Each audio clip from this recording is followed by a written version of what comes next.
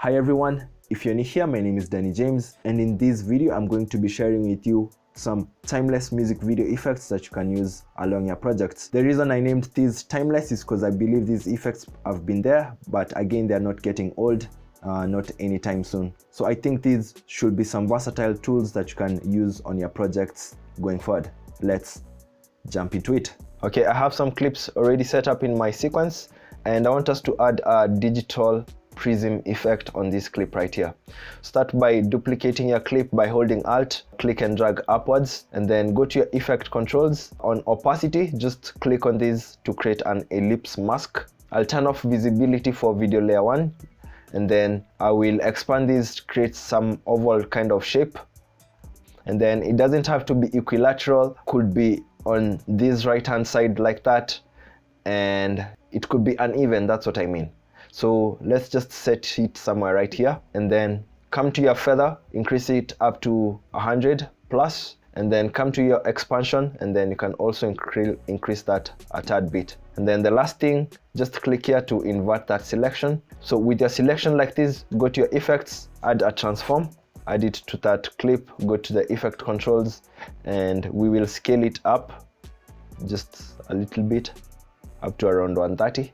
We can add a keyframe for rotation. I'll tilt it maybe in the negative, somewhere like that, and then I'll make sure I can see those black lines, and if you can see them, just scale that a little bit more. Then I will push that keyframe to the beginning, and I will reset it up to 0 so that it kind of turns like that. It slowly turns. I will go to my effects again, add a Gaussian blur, search Gaussian blur, drop it right there. You can also search mirror on your effects, drop it on that, duplicate, go to your effect controls, let's disable the mirror, increase the Gaussian blur up to around 15, and then I will re-enable the mirror effect, and instantly you can see the reflection is right here, without the mirror, with the mirror. I can change my reflection angle just to tweak these more. You can take it up to 90 degrees. You can also go up to 180 degrees. Let me go to 90 first, and then I will drop the x-axis for the reflection center just so that I can fill that screen. So you can see that reflection looks like that. If I change the reflection angle to maybe -90, things change, and I might have to come back to this value once again. Let's just work with 180 degrees for now. I will drop these menus, and then I want to drag the mirror effect on top of everything else so that it kind of has precedence. You can go on tweaking these values. You can change the angle, get something else, and you can see there is a difference when the mirror is on top and when it's at the bottom. So you can try either methods, and now we can re-enable the background so that you can see the overall look that you're creating. So it kind of looks natural. Once again, you can come back to your mask for this, duplicate, and you can adjust the mask however you want it to be like. Now you can see right now we are working on darken blending mode. So this is the last thing that I want you to look at. You can, depending on your footage, try different blending modes and see whichever gives you the best results. The overlay in this example looks a bit cinematic, not bad. Wouldn't exactly go for it. Soft light looks good. So normal and darken look good. And once you do that, you can always come to your effect controls and click on all those effects that you just added. Shift click on all of them, right click, save preset, prism preset tutorial, anchor it to endpoint because of the keyframes. Okay, and I can apply the same effects to my next clip easily by simply duplicating, going to my effects and finding the preset, prism preset tutorial, drop it there, and you already have something good going on easily. Again, you can change your blending modes and see what works best. In this case, you can see the preset just applied really well. And one more trick is that you can go on your clip that is right below and increase the scaling depending on your scene. I can also adjust the scaling and the position, and it also gives you something different to see. And the second effect that I want to talk about is how to create an abstract VHS using Red Giant Universe VHS. So on this clip with Davido, I'll go to my effects, look for Uni VHS. If you have Red Giant Universe plugin, you have most likely overlooked this effect. So just add it here. And if you don't have Red Giant, I will also link it down below so that you can download it easily.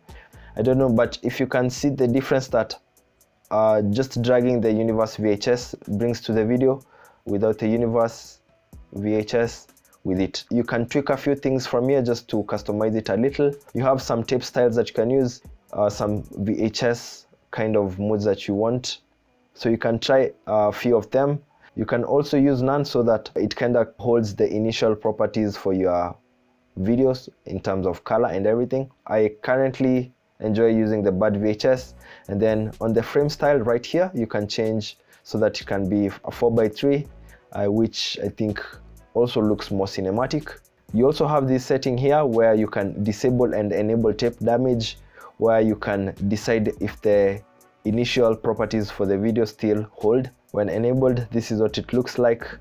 You can disable it, you still have a VHS look or feel to your video.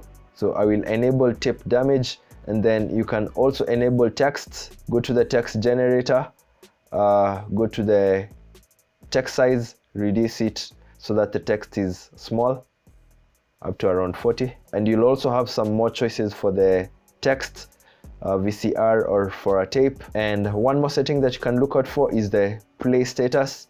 You can change so that you have different texts. So I just want to leave some dashes there, and then you can also add some blinking and whatnot. So without the effect, with the effect. So I think it's a really interesting way to add contrast to your videos. Overall, you can play around with different settings under the Uni VHS and get different looks. So I think it's a really interesting way to add contrast easily for your videos. And the last timeless effect that I wanted to show you for this video is how to add some crumpled paper backgrounds for your videos. So in this example, I have the artist right here, and on top of him I have a rotoed layer of the subject from After Effects. If I hide video layer 1, this is the roto selection that we have. So I just want us to add some crumpled paper texture. The first step, just go on Google, you can search old crumpled paper, and then go to the images, and then you can go to images and see the ones that you can get. You can add texture, yeah, and then you can also specify color. I think you can also get a white. Okay, so you want to find something, a few photos like these ones. I will also link down the one that I'm going to be using on this tutorial. I'll drag it from the project bin and show it's about 5 frames long. So hold shift, right arrow key once, so that's 5 frames. Duplicate it. But before you duplicate it, just scale it up so that it fits the screen, and then duplicate it, hold alt, drag to the right, and on the second duplicate you can rotate it 180 degrees. That way it will have something like that. Duplicate that selection a few times, then you can highlight on that selection and nest it, and then drag that nest between these two clips. So you'll have something like this. So just click on that nest, go to the blending mode, and then depending on your footage, you might require to change and try different ones. For this clip, I find that overlay looks good for it. And look, it transitions well from the video looking normal, and then it creates some textures in a really timeless way. So you can try different blending modes.